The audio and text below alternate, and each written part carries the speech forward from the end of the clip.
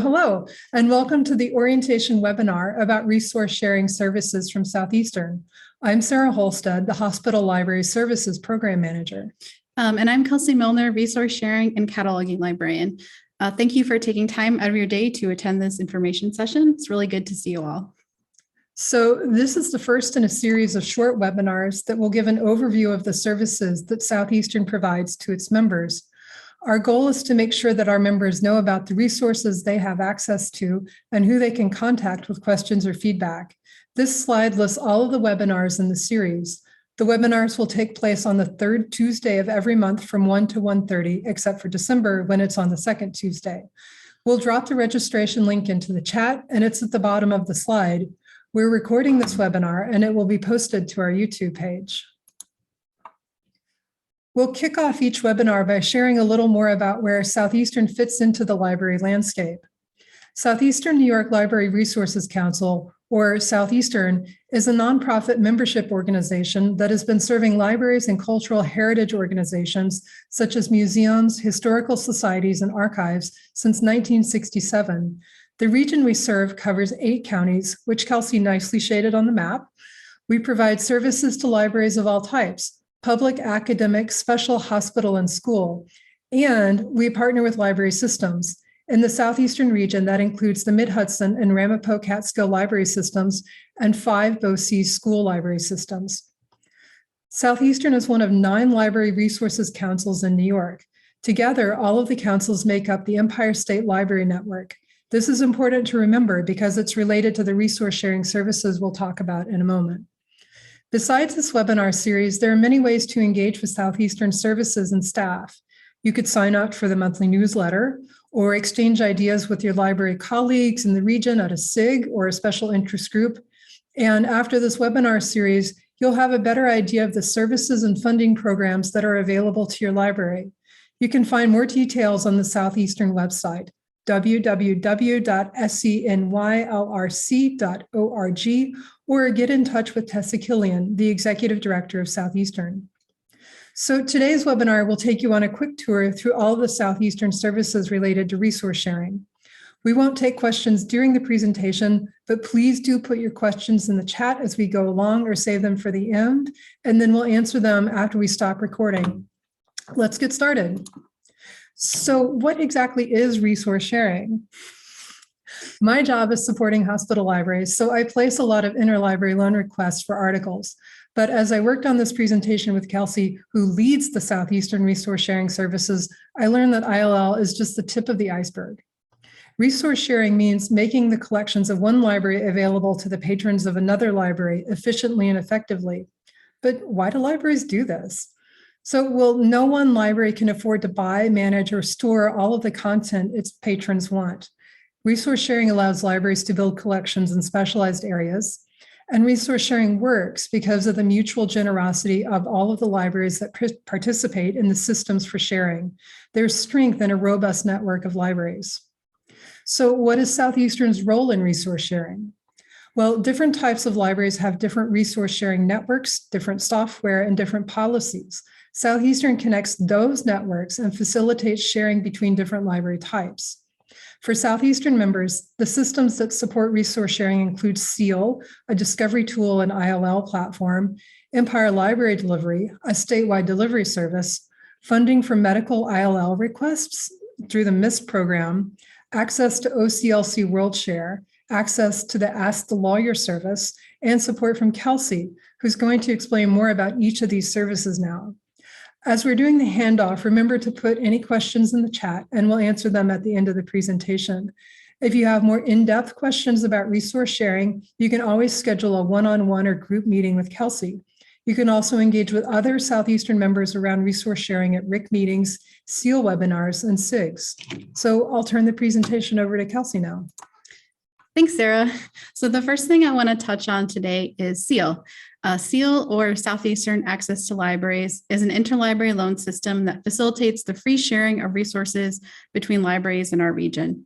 SEAL has been around for over 20 years now, and it was born out of the twin ideas that all libraries have something vital and unique to share, and that it's impossible for any one library to purchase all the resources a patron might need. SEAL allows users to search for the materials held by libraries outside of their systems and place ILO requests for them. SEAL consists of a union catalog managed by the company Index Data and an email requesting system that was developed in-house by Southeastern Systems Manager Zach. Right now, we have about 178 libraries participating in total. We recently surveyed SEAL users to find out their thoughts on the system, and they overwhelmingly said that SEAL is very easy to use. They also like that it's free and helps libraries form partnerships with other libraries in their area. Overall, SEAL enables libraries to go the extra mile with their patrons when they are unable to get an item through their library or their system holds. And as an added bonus, the New York State Library, which has a great collection of materials, also participates in SEAL. I wanted to share just a little bit more about how SEAL works. Our sort of tagline for SEAL is search and email, answer and loan. So to use SEAL, libraries search the catalog for an item they need, and that image on the top is a screenshot of our catalog. The catalog searches all of the libraries in our region at once and compiles a list of the libraries that own it, along with the current availability status of the item. Once you locate a specific item, you can choose a potential lender from a list of participating SEAL libraries, and that's the form depicted on the right. An email will be generated to them asking if they are able to lend the item, and if they can, they indicate that in the email and send the item along. SEAL has many other great features, including a directory of participating libraries, the ability to update item statuses, a statistics tool, and borrowing and lending request histories. Fun fact, I'm actually hosting an introductory SEAL webinar tomorrow at 10. If anyone is interested in learning more about the system, this webinar is going to cover all of the basics of using SEAL, including creating your own account and placing and filling requests. And the link for that should be going into the chat right now. So I just want to switch gears a little bit now and talk about delivery. Personally, I like to think of delivery as kind of the unsung hero of interlibrary loan. It's the piece of the puzzle that makes sharing possible. And one of the delivery services available through Southeastern is Empire Library Delivery, or ELD for short. This service is managed collectively by the 9 library resources councils, and libraries in our region who participate in ELD can send materials to one another, as well as participating libraries throughout the state. Overall, there are about 135 libraries participating across the state at this time, and ELD moves an estimated 350,000 items between libraries a year. So just a little bit more about how ELD works. Libraries that participate in ELD can choose how many pickups they want from the courier a week, between 2 to 5. The state has 6 delivery hubs where materials are sorted and then directed onto their next location. These hubs are located in Albany, Binghamton, Buffalo, New York City, Rochester, and Syracuse. And Sarah very helpfully plotted each hub location on the map here. Materials are picked up from libraries where they are taken to their corresponding hub and then onto their final destination. ELD is coordinated out of the Capital District Library Council, which is up in Albany, by a fantastic manager. She actually recently hosted a 30-minute webinar on this series, and this webinar goes more in depth on how the delivery process works. So I would definitely recommend checking it out if you would like to know more about ELD. Just to take more of a regional view, here's a list of Southeastern members that participate in ELD. I plotted these libraries on a map to give you a sense of where they're all located. And many of these libraries use ELD to share SEAL loans as well as other ILL materials. So we've talked a bit about the networks in our region for lending and delivery. Now we'd like to drill down and talk about ways Southeastern can provide members access to specific articles, books, or other materials through ILL. We'll start with MISP. It's fun to say, and it's a great service. Truly.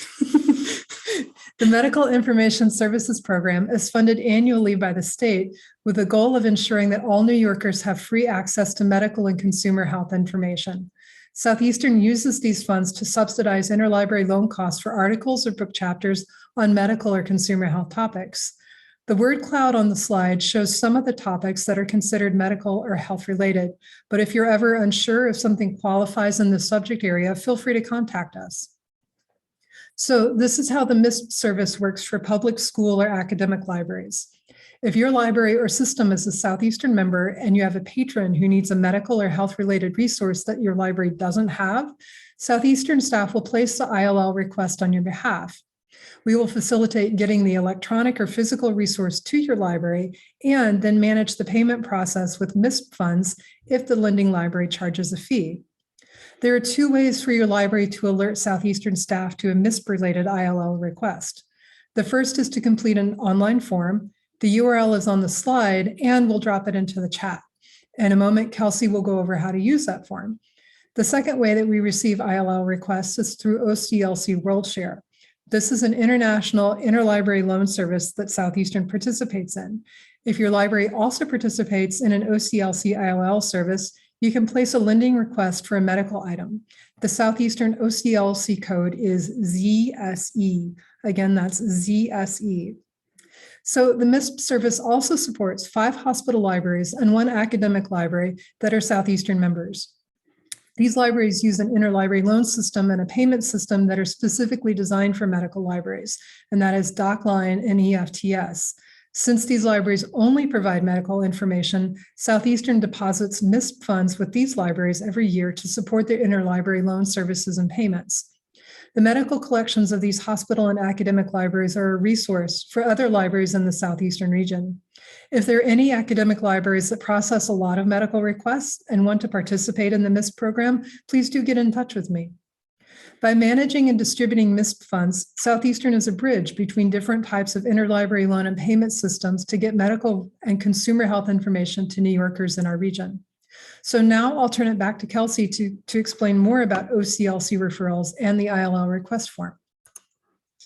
So governing members of Southeastern, which typically includes public and school library systems, as well as academic and special libraries, also receive 25 OCLC referrals per year with their membership.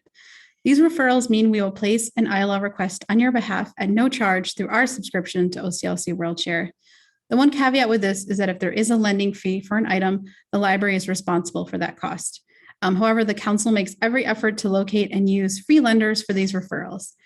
These ILL requests are not restricted by topic, and any medical items requested won't count towards your library's totals. Similarly to our MISP service, these OCLC referrals can provide increased access to needed items, especially for those libraries that otherwise don't have access to OCLC Worldshare. As mentioned previously, we have an ILL form where you can place requests to Southeastern. This can be used both for MISP requests as well as those OCLC referrals I just discussed. And this form can be found at the web address cinelark.org/ILL request. Our form is pretty straightforward. It has 2 pages. One will ask for your contact information, and then the second asks for publication information on the ILL, things like title, author, publication date, and journal title. Before placing an ILL request, I do recommend doing a quick search online just to verify the citation information. And it'll also be really helpful to have that item's publication information on hand while you're filling out the form. So once the form is submitted, a notification is sent to Southeastern alerting us to the new request. We will then work on finding a lender using either DocLine or Worldshare. Once a copy of it is received from a lending library, it will be forwarded on to the email that you provided in the form or mailed to your library if it is physical material. I try to be very communicative throughout the process, letting borrowers know if there are any delays or other issues in the process. I also really love filling ILL requests, so by placing a request, you're doing me a favor.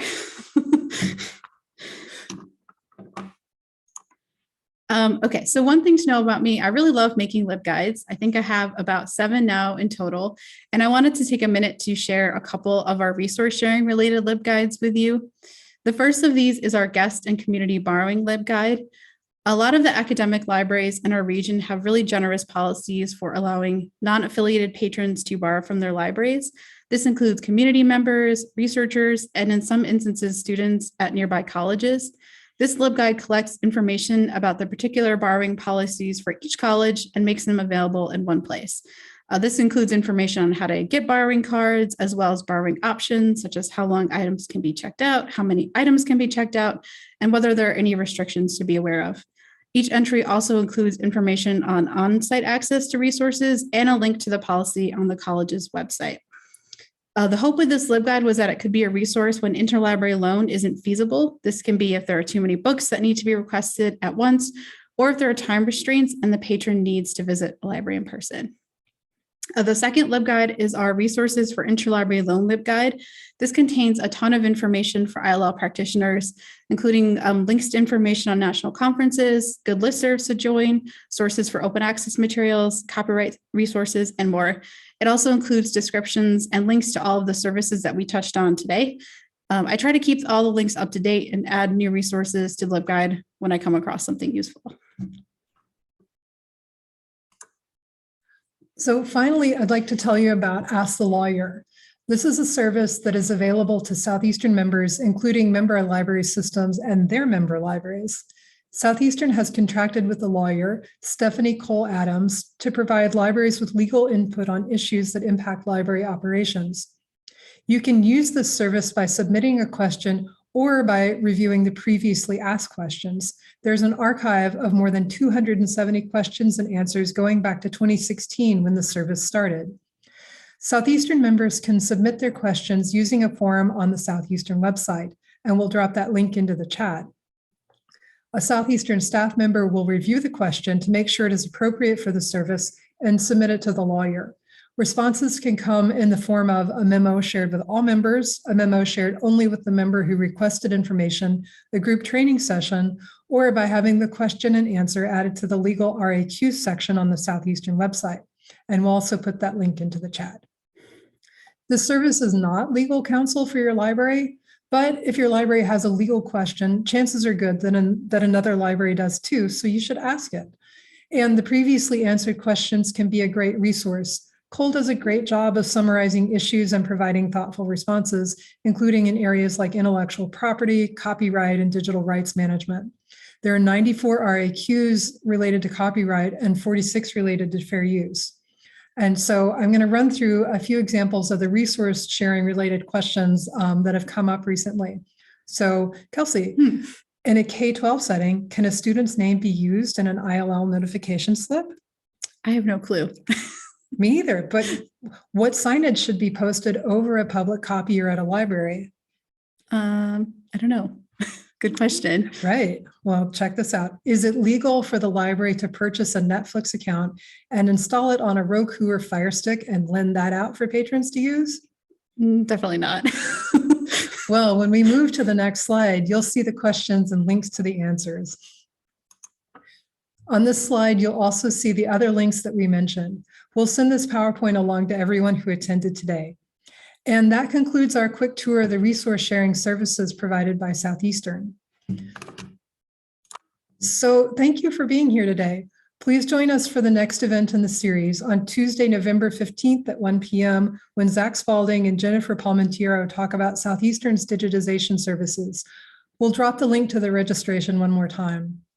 So if you have any resource sharing questions, even unrelated to our services, please don't hesitate to reach out to Kelsey or me.